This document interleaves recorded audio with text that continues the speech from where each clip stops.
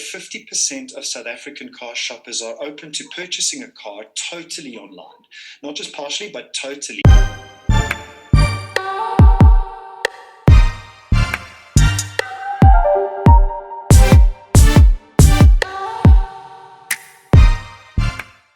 Welcome back. This is a news feed, the late night edition with me, Unathi Batyashi Fillis. Thanks for staying with us. Well, more and more people are shopping online.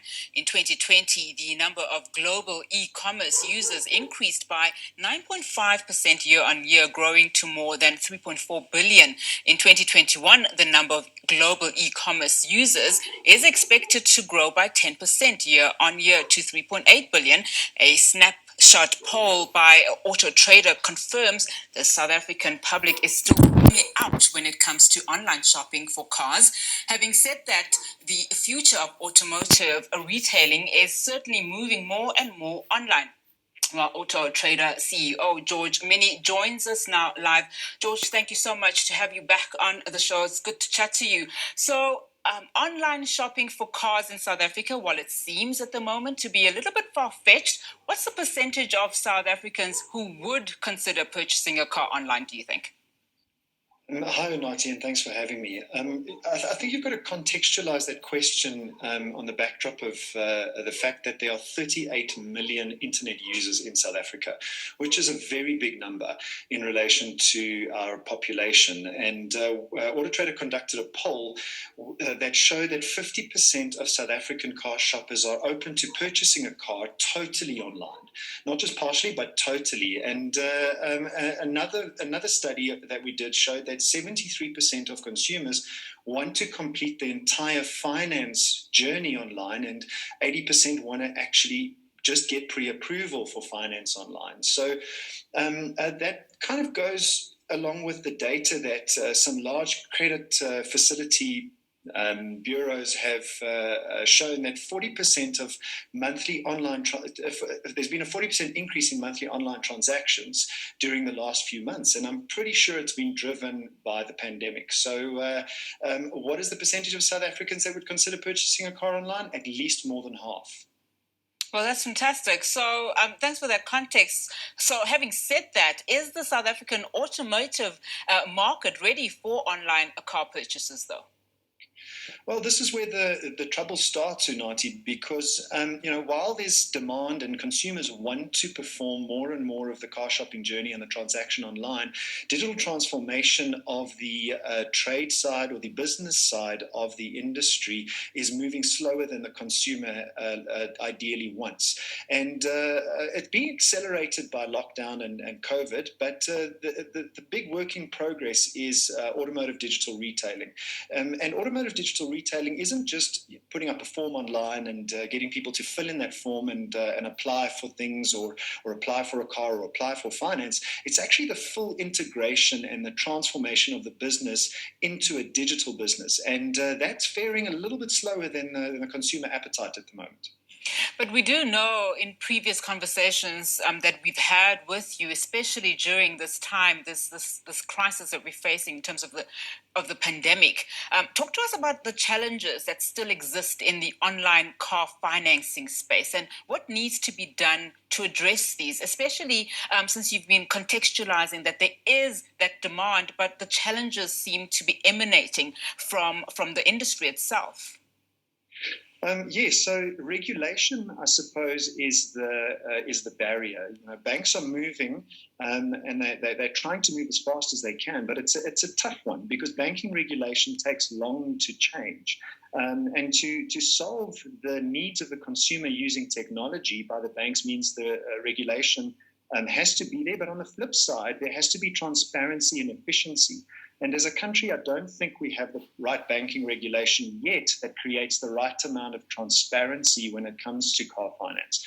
One of the big examples is the validation of a buyer. A consumer buying a car still has to be checked out, rightly so.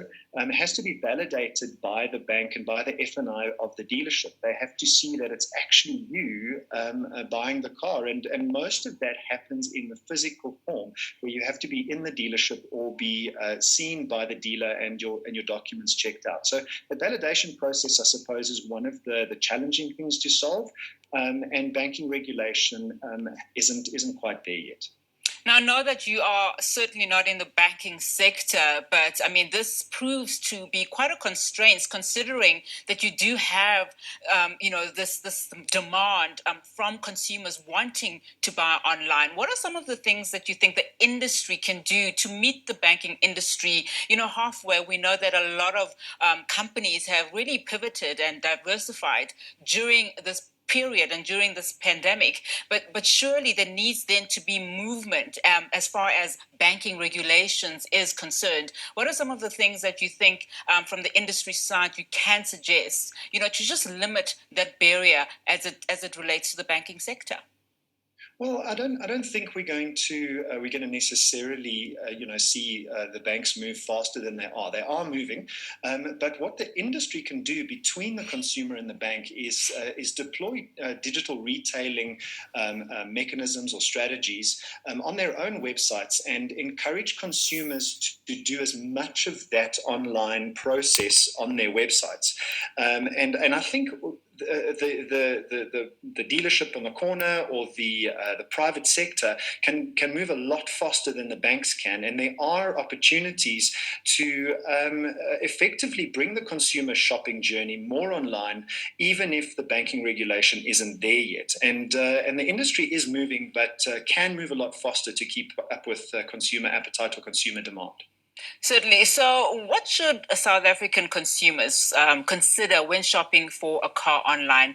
So first to say that all regulations have been conducted, and now an individual who's ready to buy their next car, even their first car, is ready. What are some of the considerations they should be considering when they go online? Well, I think the overarching thing, Unathi, is, and we talk about this as AutoTrader all the time, is find a reputable dealership. It's not very difficult today to really just Google a dealership and go and have a look on social media, have a look at what everybody else is saying about that dealership. And if you can't find anything, either good or bad, said about that car dealership, then that should be a red flag. We encourage our customers all the time to be online and to get consumers to rate them and to write reviews about them. So go and read those reviews on social media. I think that a dealership reputation is quite an important one. And if that's missing, it should be a red flag. And then always ask the dealership for verified paperwork, especially around the car, the F&I process. Read everything. Don't just assume that you are signing on the dotted line and you shouldn't read. I know that it's a lot of work to read some of the paperwork, but make sure that you understand that paperwork. If you opt to buy a car from a private seller, always make arrangements to meet in a public place. It can become dangerous if you don't meet in a public place, or you ideally shift around with that car seller. There are unscrupulous individuals out there, and you don't want to be caught out by them. And then I suppose lastly is understanding of pricing. A really low price on a car doesn't necessarily mean a good thing. Go onto websites like AutoTrader and go and have a look at the general range of the price of the car that you're interested in. And if the price of the car that you're interested in is too high versus that price range on AutoTrader, or too low in relation to that average price, that should be a red flag as well. There's a good saying, if it's too good to be true, it probably is. The reality, though, is given the financial constraints that people are finding themselves in currently, that does sound very enticing, to go with the price that is within budget. What are some of the trends that you are picking up now in terms of, what people are trying to do to cut costs, as it were, when they are considering buying a new vehicle or maybe even their next vehicle?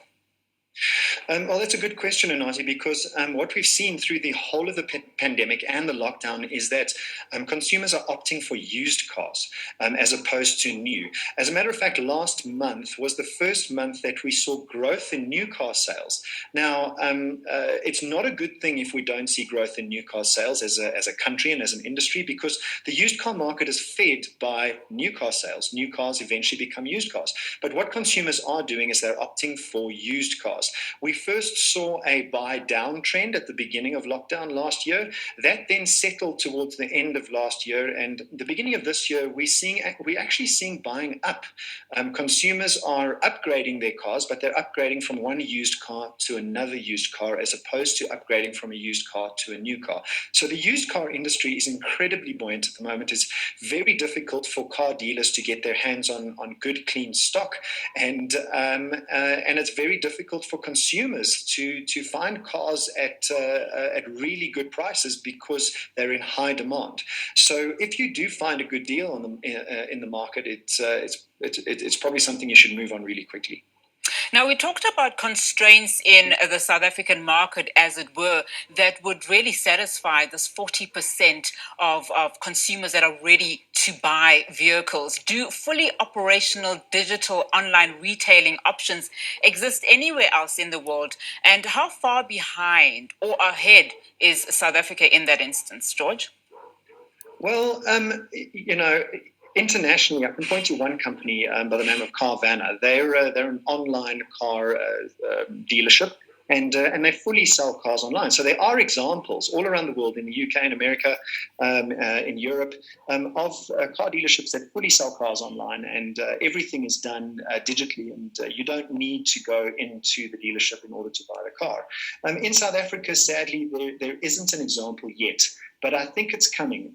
It's on our doorstep. The pandemic and the lockdowns have accelerated our digital innovation, and I'm excited about that because one good thing has come out of the pandemic in the automotive industry, and that is the digital transformation I can see happening.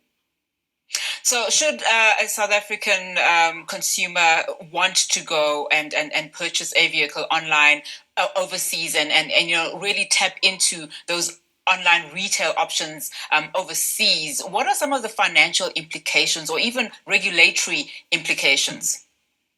Well, Unathi, the reality is that as a consumer, you can't. It's very difficult to import a car from an international country. Import taxes are really high, regulations are really high, and most of the OEMs that do exist internationally are actually in South Africa. So there's no real benefit in going overseas to try and import a car.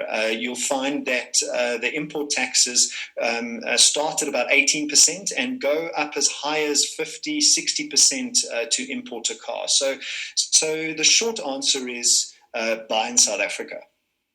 Absolutely. Well, that's where we have to leave it for this evening. Thank you so much for your time there, George. AutoTrader CEO George Mienie, thank you so much for joining us. This is Newsfeed, the late night edition.